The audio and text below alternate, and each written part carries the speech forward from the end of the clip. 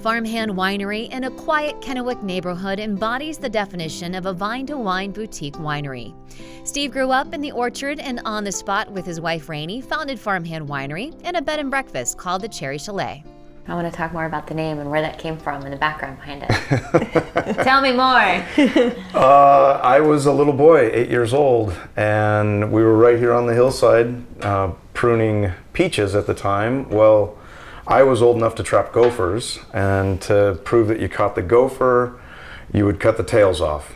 And I went up to my brother Joe and said, please cut the tail off. And he took a pair of loppers and got my finger, and so we decided, let's call it Farmhand Winery. And then you have Gopher Red here too. Gopher Red, yes. Yeah. It's only fitting. What I love about this winery is, we were talking about people coming in and they're getting to talk with the winemaker and the owners. How is that for you guys? I've been selling cherries on the side of the road since I was a little boy, and I guess I can say I appreciate people, and I enjoy their company, and to be in this industry and have people come in, buy cherries from us, buy wine from us now, I appreciate it. It's sweet. Yeah, it is really a great way to continue to create community right here in town, and I think we've appreciated so much too that people recognize that we're small, and we're just doing things on our own, and I think people can really appreciate talking to the winemaker about his story and about where he's from, because everybody has a story that they can relate to. So So from where you started to where you are now, how have you seen the growth of your winery? I think in the last 2 years, we have doubled our exposure. We've doubled our winemaking, the barrels that we make. We're still going to try to stay as small as we can, but our grapes are getting older, and so we're able to use estate grapes and manage all of that. We've come a long ways, I think, in 2 years. Yeah. In your bed and breakfast, you started to serve wine to the people that were staying there. They got the first taste of the wine. And then they convinced you you guys need to open a tasting room. Tell me more about your bed and breakfast. The B&B's been great. We have people coming over from the west side and tasting wine. They stay with us, and they go to Red Mountain and Horse Heaven and Walla Walla. It's a great little takeoff point, I guess, from here. Yeah, it's been great. I think I really appreciated the B&B because it really allowed Steve to go back to really working full-time in the orchard and really paying attention to who he loves to be, and he's authentically a farmer. So I think that was a really good move and smart move for him. Yeah, it fits for me. Yeah. Being raised on the farm, it's nice to be 100% here. Right. Yeah, I call it my bubble. Don't leave. There's traffic out there somewhere. When I moved out here, it was sagebrush. 10th was a dirt road. We used to sled down 10th Avenue. There wasn't much of a dip there, and rudder sleds. And now there is houses everywhere. And they're pulling houses out or orchards out as much as they can. And it's sad to see that. So we're going to try to stick around. We want to be here and keep making wine, keep growing cherries. What do you want to say to those people that continues to say, I keep driving past there, I've been meaning to stop there? Yeah, we want to make a sign that says, just go ahead and pull in, it's okay. Love to meet you. Yeah, like to meet you. Yeah.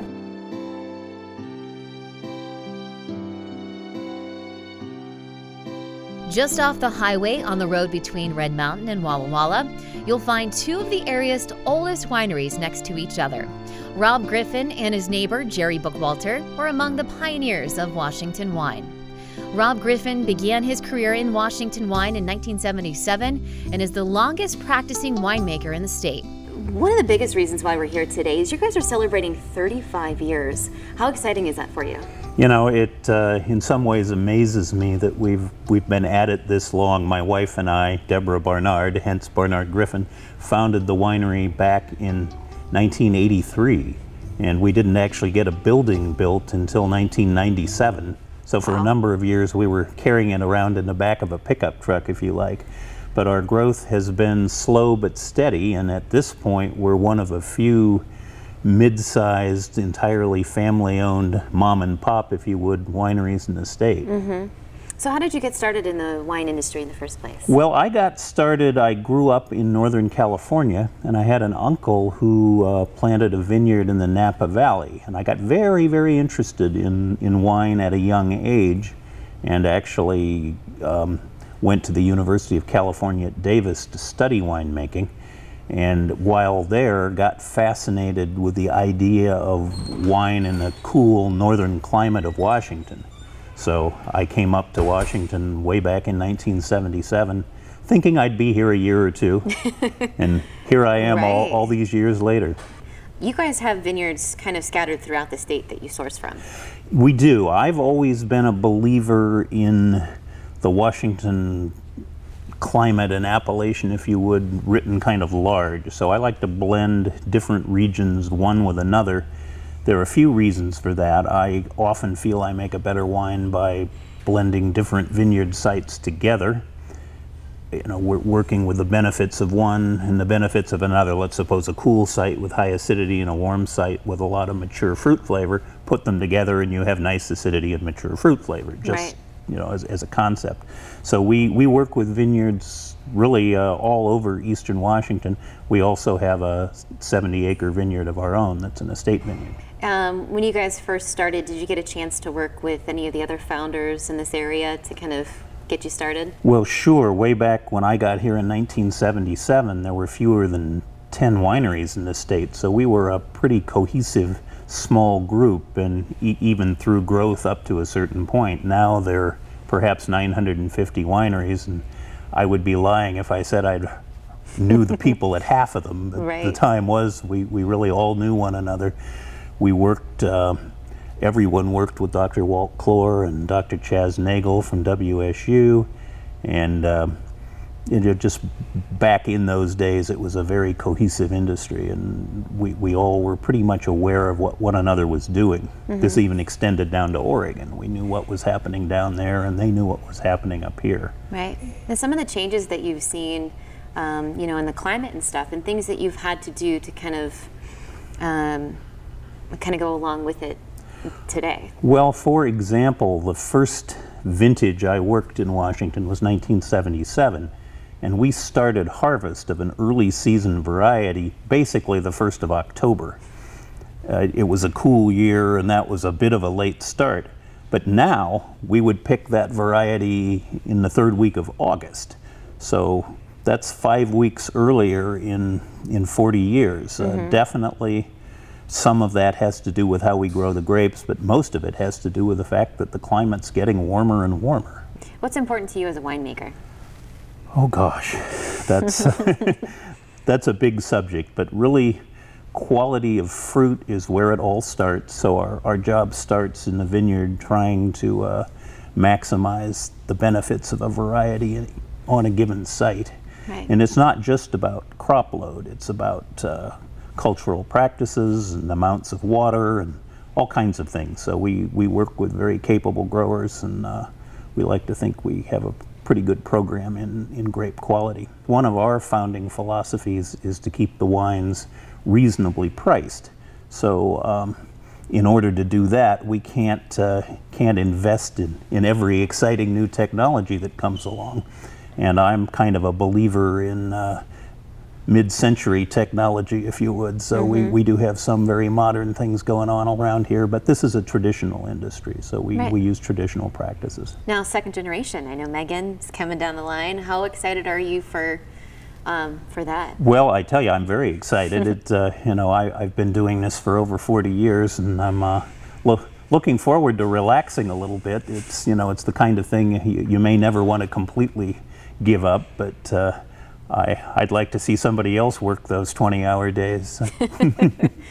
So anything else that you guys see for your winery in the near future? Well, the challenge for us is staying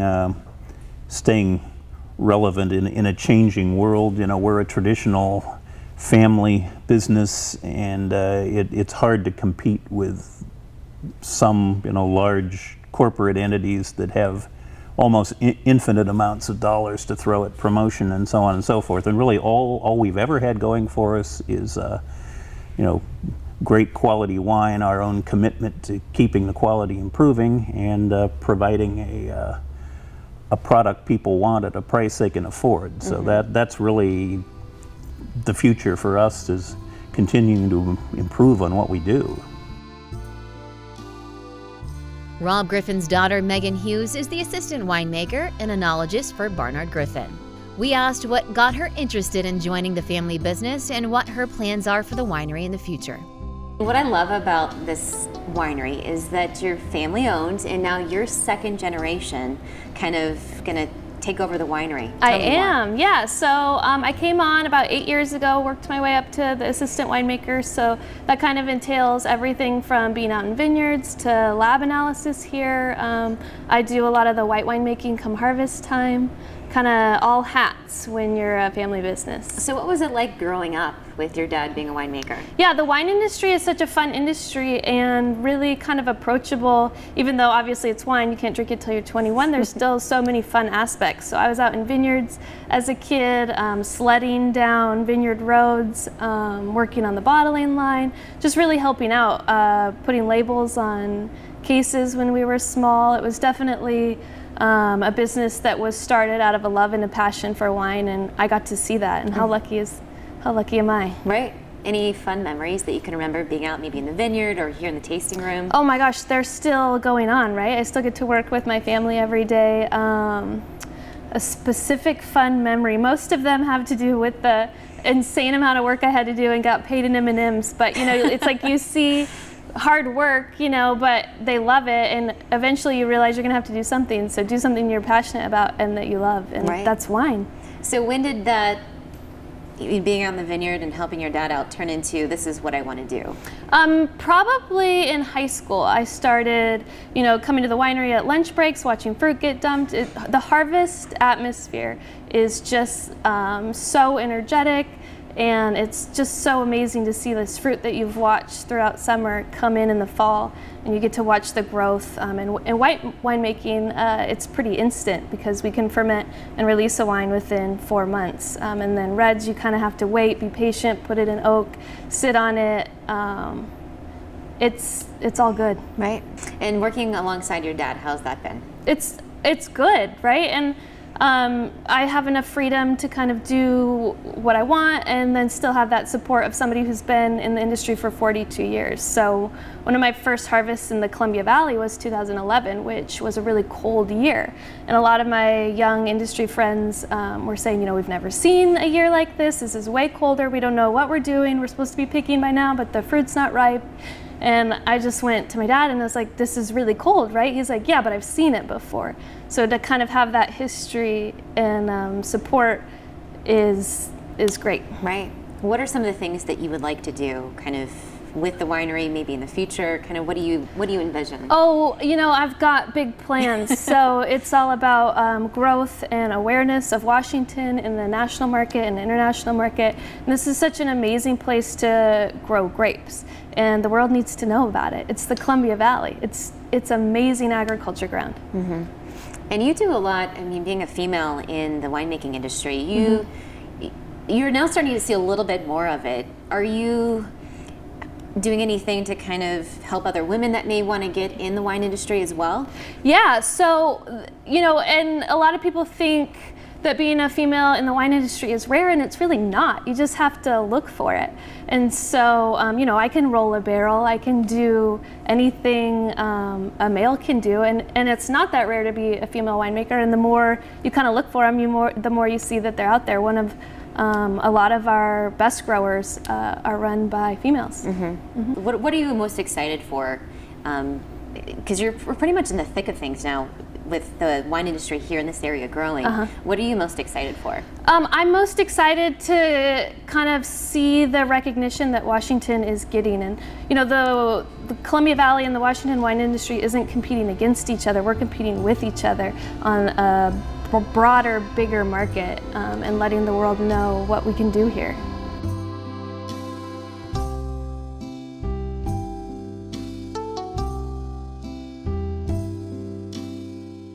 Next door to Barnard Griffin, J. Bookwalter Winery was established in 1982 by Jerry Bookwalter. He had 8 generations of farming in his family history, but when he moved his family to Eastern Washington in 1976, he became involved in the planting of some of the region's most iconic vineyards, Sagemore, Bacchus, and Dionysus. Jerry's son, John Bookwalter, took over in 1997 and has overseen the making of award-winning wines and a renowned full-service restaurant. You guys, 10 generations. We're going to go all the way back to where it started at the very beginning. That's a long way back. I know, it is like a long way back. It's like the 1600s, I think. Yeah, I think our family, or my dad's side of the family, came over from Germany originally, and ultimately through Switzerland as well, and then ended up in Pennsylvania, started farming, moved their way through the Midwest, ended up ultimately in California, where my dad was born and raised, and then he brought us up here to Washington in the mid-70s. Now, the concept of having that restaurant and the wine paired together, was it exciting for you guys to have both of them together? Yeah, I just think it's an extension of the wine industry and hospitality and value-added consumerism, if you will. And would you guys say one of the first here in this area to really bring kind of wine to the forefront in the Tri-Cities and Yakima in this area? Yeah, I mean, we're part of a group that started in their early 80s. I mean, a lot of the original pioneers really started in the mid-Columbia. And certainly the food aspect, we weren't the first, but we were part of the early adopters, if I could say so. And certainly brought it to a forefront in this area, I would say.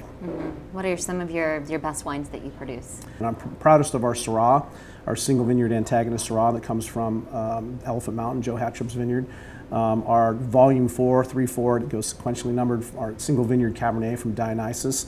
And then our blends from Connor Lee, which are the chapter series, Conflict, Protagonist, and Suspense, are just extraordinary wines. You guys were named, this is the 3rd time you've been named one of the best winery restaurants in the United States. Is that right?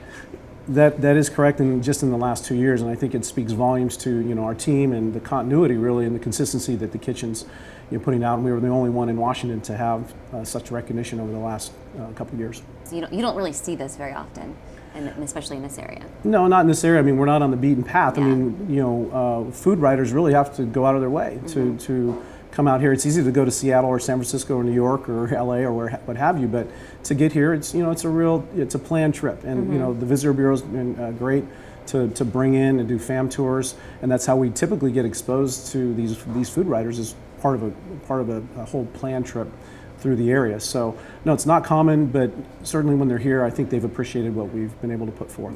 What do you guys think you're doing differently than a lot of the folks that you see in this area? This area, of course, is largely dominated by chain food operations, which are great for what they do, but we certainly have an independent focus on local foods and 2 local chefs that have been here with me for quite some time now. So I think it's back to the continuity and the consistency of the quality of the food that comes out of here, how it's locally focused, and it's also changes all the time. It's all about fresh and seasonality. So you'll see our menu change quite often, big changes every 3 to 4 months, but constant tweaks every single month. How important is it to you that you mentioned locally sourced? I think it used to be a trend, and now it's no longer a trend. It's almost a have to. It's just about local sustainable business. Supporting those around us that are supporting us. I think when people travel, they want to taste where they're going. They don't want to taste what they could have had in LA or New York. They want to taste what was raised right here, what was fished right here, what was grown right here. And I think that's incredibly important for the tourist, for the traveler that's seeking a different experience. Caleb Foster joined Bookwalter as head winemaker in 2014. A graduate of Whitman College in Walla Walla, he began his wine career at Woodward Canyon and went on to co-found Beauty Winery, which is focused on the artistry of the blend. So this is our Dionysus Cabernet Sauvignon, and it's really just a beautiful wine. It smells fantastic. It's a great vintage. And as we mix the wines 2 or 3 times a day, we're going to get the wine that's down in the bottom to come back up over the skins on top. And it's a really gentle process, but it's extremely thorough. And when we have 20 or 30 or 40 tanks, it's also a way that people don't get tired and we get a very efficient mixing every day. So we're pulling the wine from the bottom up over the top, and sort of a percolation like coffee in a sense, but it agitates the grapes and brings all the color out of the skins, brings the grapes that are up on top back down into the wine and getting the amount of extraction we want. So we're pulling all the color in. You know, the wine starts out a nice pretty pink and turns deeper red and then purple. So that's under our control. And then we're managing what we call the structure. We're managing the build and the tannin and the intensity of the wine through the length of time that we do this process. And it just smells fantastic. It gives us a really close sense of how the wine's progressing and what its aromatics are. It's fantastic. One of the great things is just how good the juice is. It's one of the greatest drinks of all time, I think. I think when the Greeks wrote about the nectar of the gods, I think this is what they really meant. Yeah. Yeah. It's just a great, have some fun. It's so good. It's a lot sweeter than a finished product, huh? Way sweeter, yeah. So it's just begun to ferment, and it's about 21%. It starts at about 25%, right? So you get all that Cabernet flavor, but it's like bubblegum sweet. You know, it's really. So you just do this until we like the flavor, really, until we like the structure.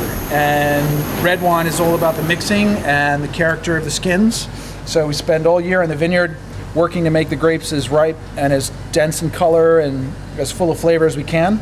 And then we spend a month in the cellar working to pull the flavor out of those skins and the seeds inside, many of which are hiding inside, but there's seeds at the bottom of the tank as well. So there's two tannins. There's tannins in the skin and in the seeds. We're going to bring them in. I find that seed tannin is a little more astringent. Sometimes we want that. In the really big wine, you want a little bit more of that grip from the seed tannin. In a lighter, prettier wine, you're going to have a little less, and we're going to press earlier. So these are style calls of food making. So here's our Connerly Vineyard Chardonnay Reserve, and barrel fermented in beautiful Burgundy wood. This is Marcel Cadet.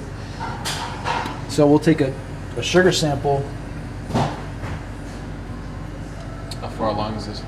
This one's nearly dry, so we're going to find it close to 0 or maybe a little less. And this too gives us a great chance to see how the wines are tasting, and a little bit of a spill there.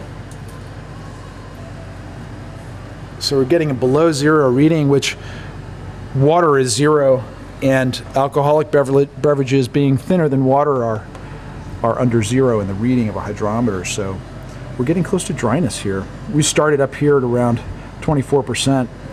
And now most all the sugar is gone to alcohol. Still bubbling, so still fermenting a little bit slowly. Give it a wee taste here to see how it's tasting. We can taste about 0.5% or less sugar. Boy, it's a great drink, even now. It is a little sweet, maybe about 1% or 0.5% still remaining to ferment. And that last 1% just takes a little while, maybe a week or a month.